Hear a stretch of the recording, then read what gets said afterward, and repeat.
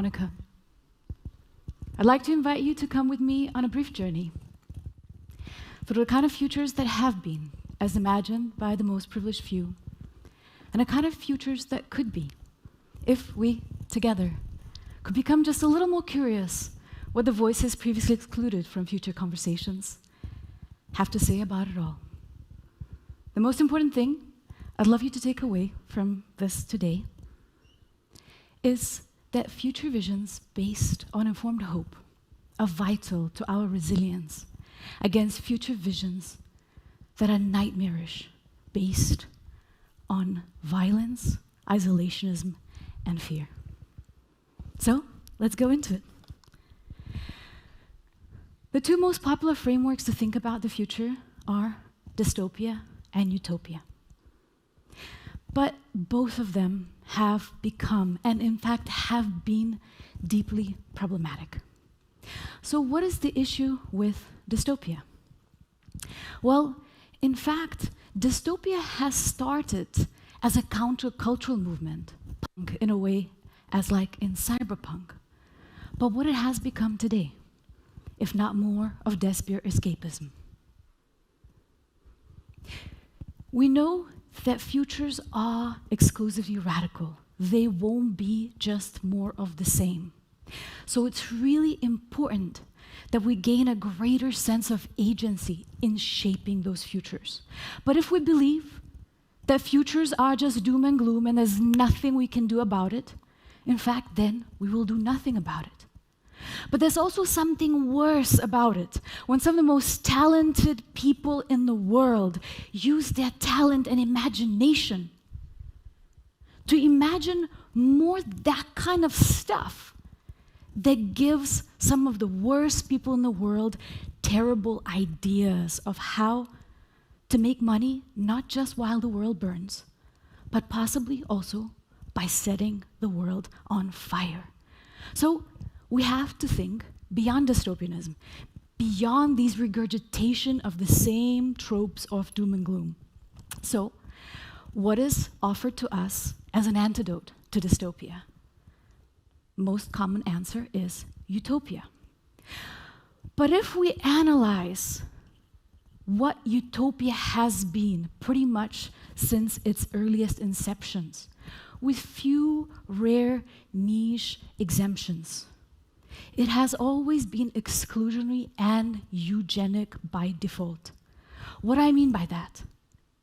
Most utopias have been imagined top-down, again, by the most privileged few, that never were too close to the fire and the consequences of their actions. Utopias have generally been profoundly monocultural and have excluded everybody that doesn't conform to its idea of perfection. In a way, if disabled people still exist, is it even utopia? And that's what I mean by eugenic by default. Most of the utopian visions have focused on, quote unquote, breeding out disability, queerness, ethnicities, and cultures that did not conform to its idea of ideal. So maybe, just maybe, utopia and dystopia are not antidotes to each other, are not the answers, but just two reverse sides of the same coin. And if we analyze historical utopias, just scratch a little bit beyond the surface, what we find out is that every historical utopia was in fact built on someone's dystopia, on someone's blood, flesh, and bones. From the Manifest Destiny, the colonization of Americas, that required the largest enslavement of humans in human history and the largest indigenous genocide, to the Nazi environmental vision of the expansion of their Lebensraum that began with the extermination of queer culture and queer people, proceeded to the exterminationist project of disabled and neurodivergent people, and then moved on to Slavic people, Jewish people, Roma people, and other ethnic minorities. And another utopia that most people in this room know very well about, the utopia of Soviet communism. That, differently than a lot of young people in the Western world think about it today, required some of the largest environmental crimes, campaigns of mass ethnic cleansing, indigenous genocide, and again, as we know, gay people did not exist in the Soviet Union. And the few that did ended up in the gulags. So maybe utopia is not the answer. Maybe we need to think beyond that, or we remain stuck in this vicious circle of imaginations dooming us to their limited reality. I'd like to argue that in fact it's those who possess imagination that possess the future. If we cannot see, we cannot do. When we analyze the histories of most of today's important future makers as perceived by mainstream media, the techno-billionaires, we realize that in fact their visions of the future are stuck in the times when they were boys or teenagers and picked up a particular sci-fi book or watched a sci-fi movie or TV series. And their imagination of what future is aspirational got ossified back there. And the only thing they can imagine that is worth working towards is colonizing Mars.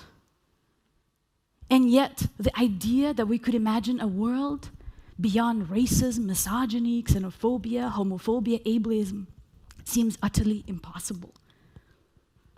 So, to illustrate these emergent techno-utopian visions, there's a new acronym coined by Timnit Gebru and Emil P. Torres called TESCREAL. And it's really an eschatological tech theology, and I called it aka tech rapture. Sounds complicated, right? But fundamentally, it's about this idea that humans as we know, in our lowly fleshy bodies, and this lowly planet needs to be transcended for the sacred heavens. What is it really, if not just another form of Christian ascensionism? This demonization of everything earthly, everything bodily, everything that ages, everything that dies, into an utterly fictional idea of a possibility that we need to become machines. Is that future really aspirational for most of us? Or is it just another sci-fi fantasy? And you could dismiss it as a sci-fi fantasy, but in fact, a lot of really powerful, really rich people believe that. This is Mark Andreessen, who recently published Techno-Utopian Manifesto that made massive rounds in all of the tech media. And within it, he quotes Filippo Tomasi Marinetti, the author of Futurist Manifesto from 100 years back, and also a co-author of Fascist Manifesto, that idolizes machines and speed and says that everything that is human, everything that is earthly, needs to be transcended in favor of engineered entities, in favor of zeros and ones. And that all the problems that were created with the technological tools design can all be solved with more technology.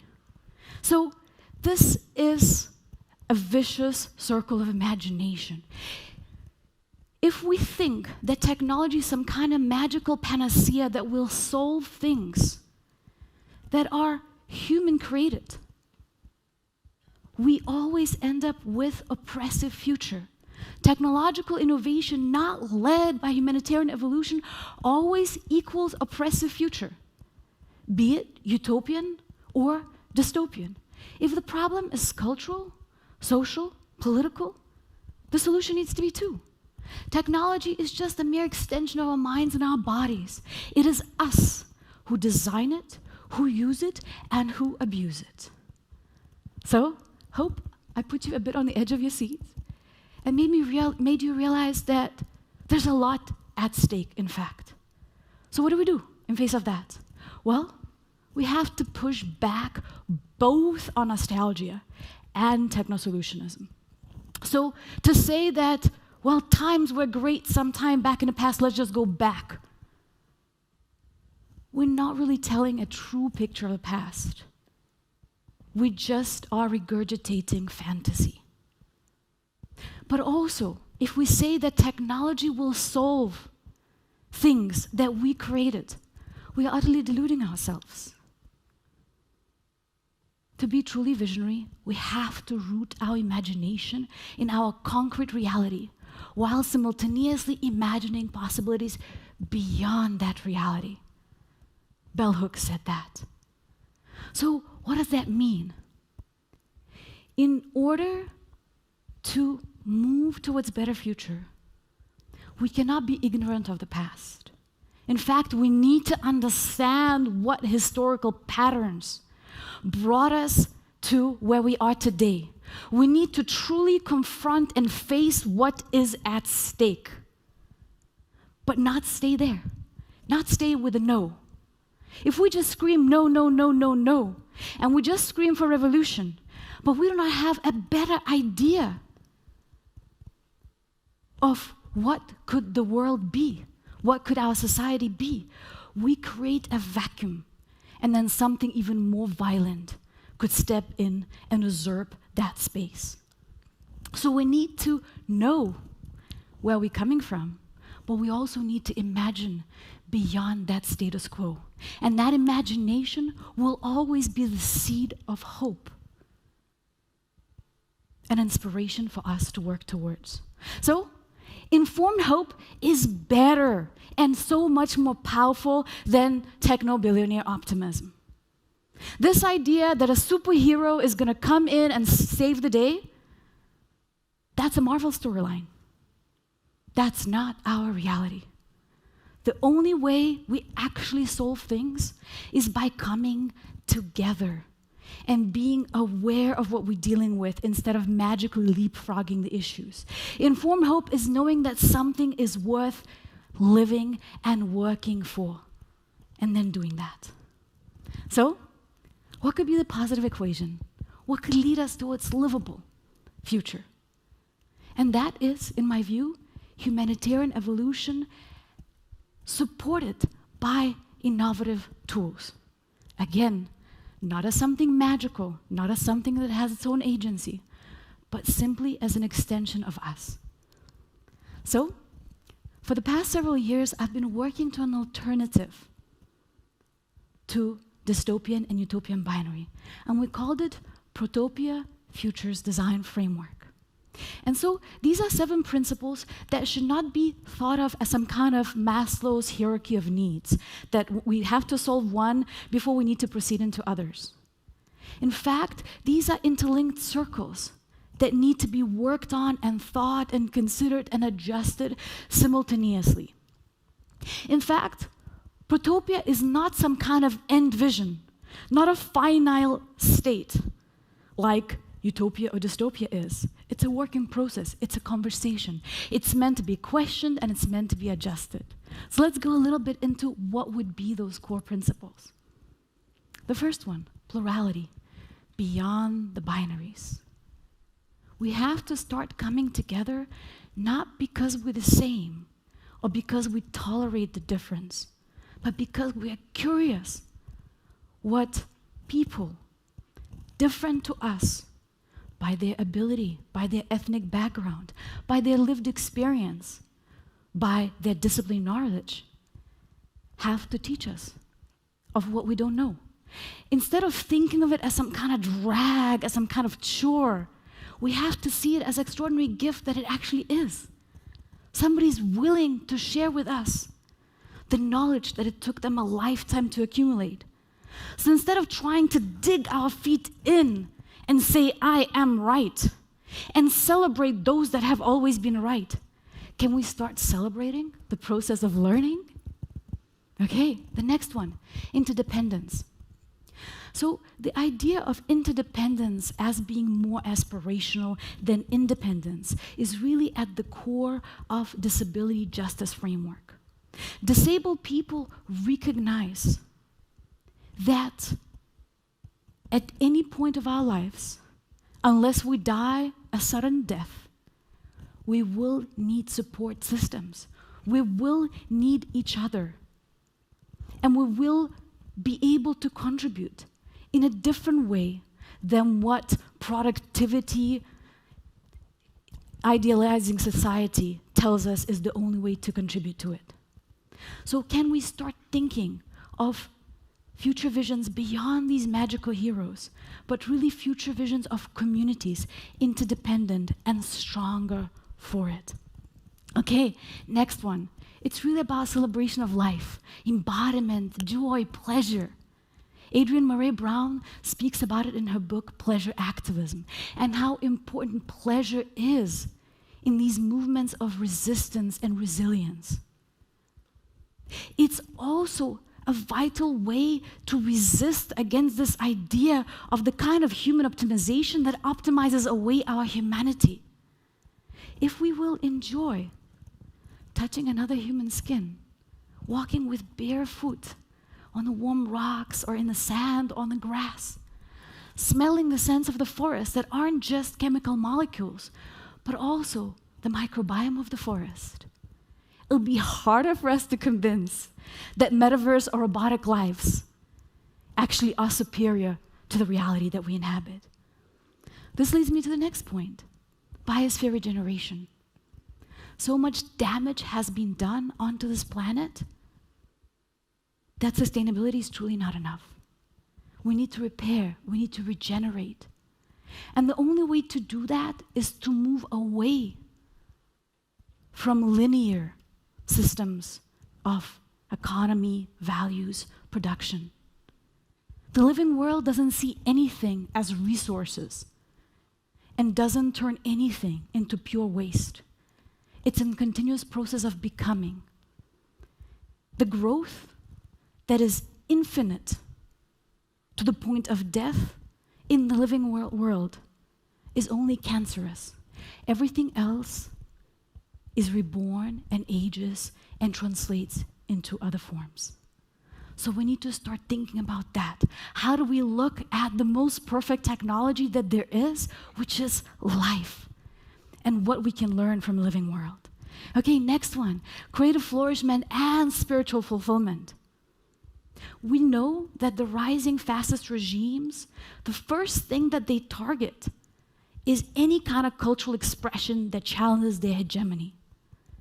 And we know that the most creativity comes not from the fanciest art galleries and museums and the richest kids of the richest parents, but from people that actually have experienced real struggle and for whom creativity has helped to survive.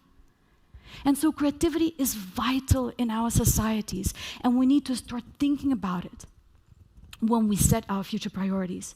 And of course, spiritual fulfillment. When we create this vacuum of spirituality, then weird anomalies like the test scroll I spoke to you about happen. When a bunch of really rich atheists started feeling a bit empty and had a greater need for the sense of belonging and godliness. And then they invent these new gods in forms of machines.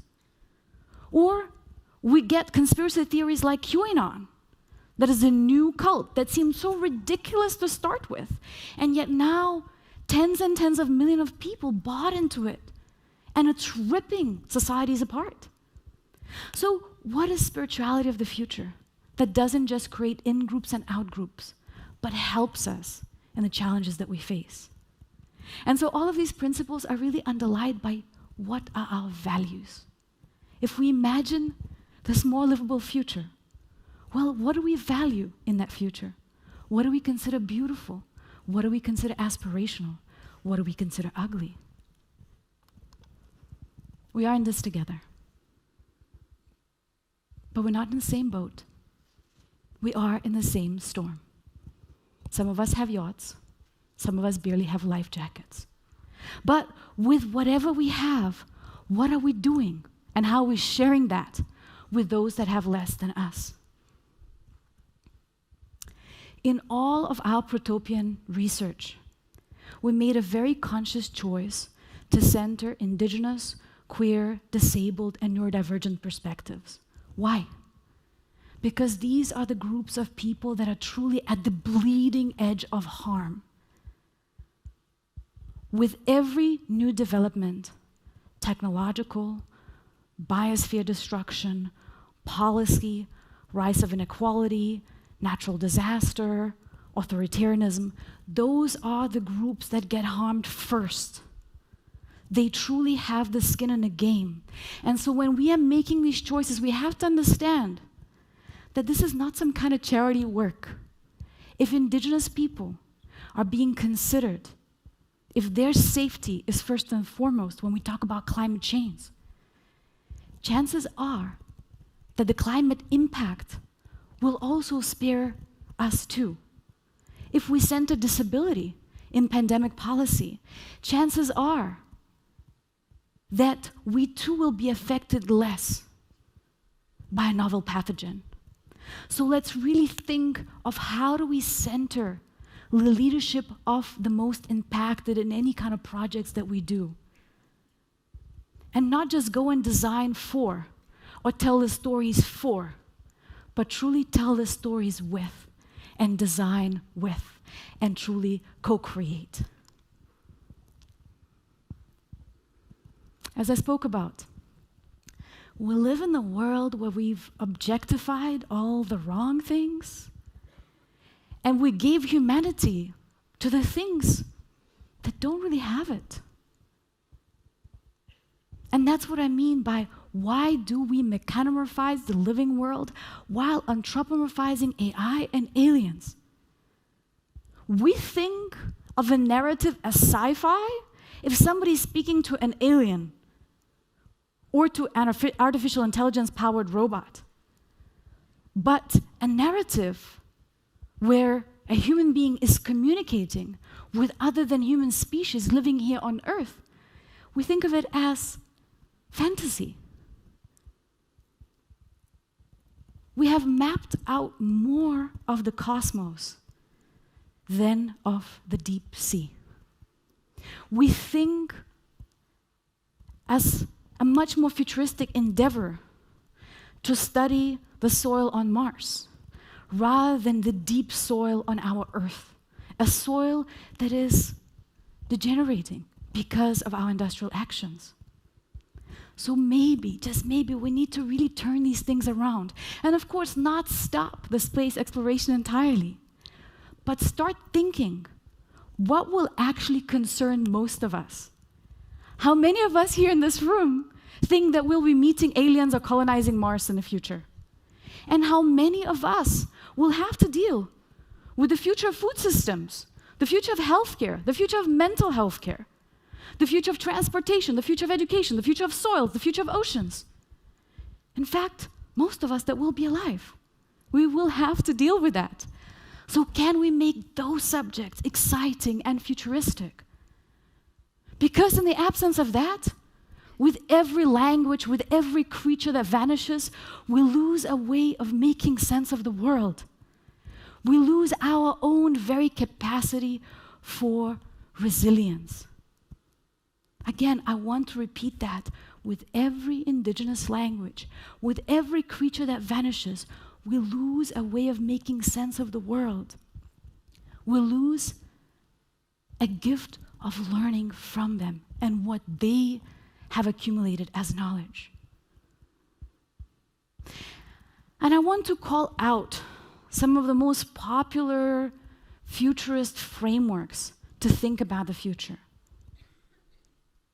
Spaceship Earth is something that was taken for granted as an idea for a super long time, propped up by back then world's best known futurist, Buckminster Fuller. But Earth is not a spaceship. It cannot be engineered down to its component parts. It's not zeros and ones. It's not a machine. And we are not even in it. We are off it. Earth is a complex living ecosystem, and our very humanity is inextricably linked with it. We have about 30 trillion cells of our own in our body, and 40 trillion cells that are not ours, that are microbiome. Over 90% of DNA within our body is not ours. It's a larger ecosystem that we belong with and that we're completely codependent with.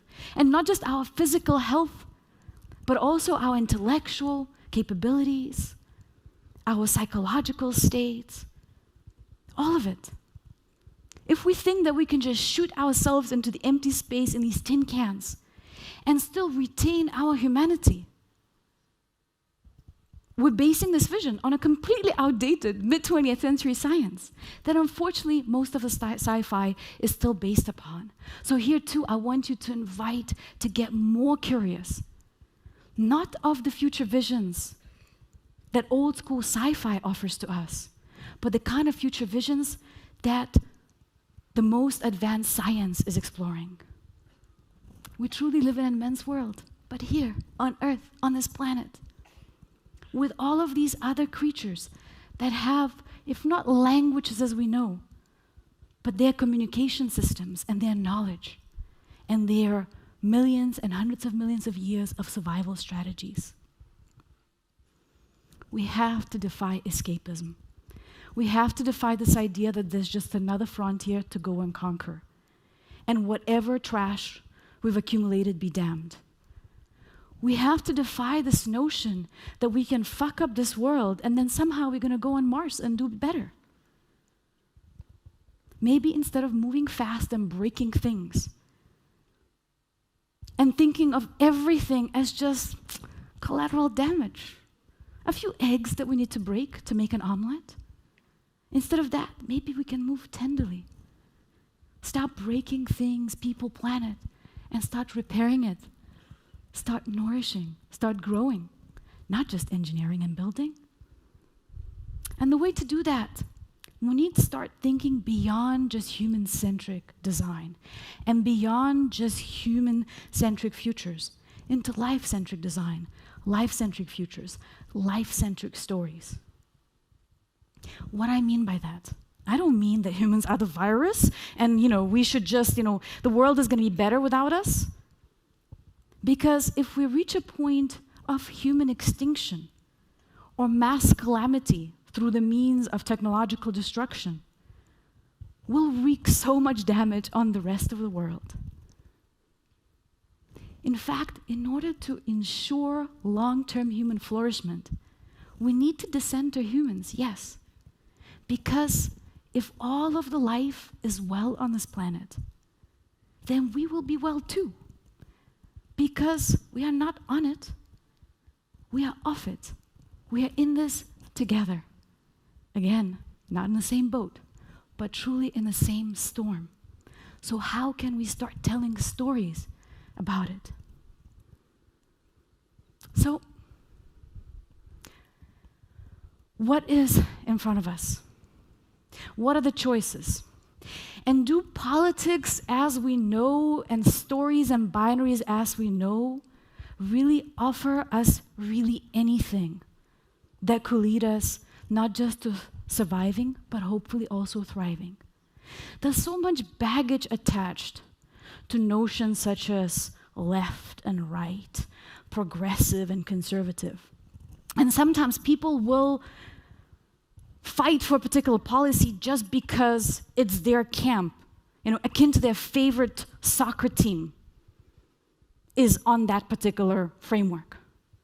So if we start thinking beyond that and we realize really what type of radical futures we're moving towards, I'd like to offer a new way to think about future politics as extractive versus regenerative.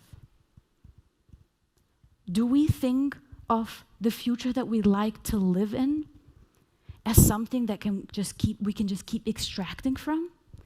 Or something that we actually care for, nurture, and that is more circular? I know our divisions seem vast, but I have a dear friend of mine, Donnie McClurkin, who runs a post-growth institute. And he's done an exercise everywhere around the world, across people from different ethnic groups, different social classes, different genders, abilities, etc., etc. And he makes people draw shapes. His first exercise, imagine a shape that the future could look like if you'd actually like to live in it.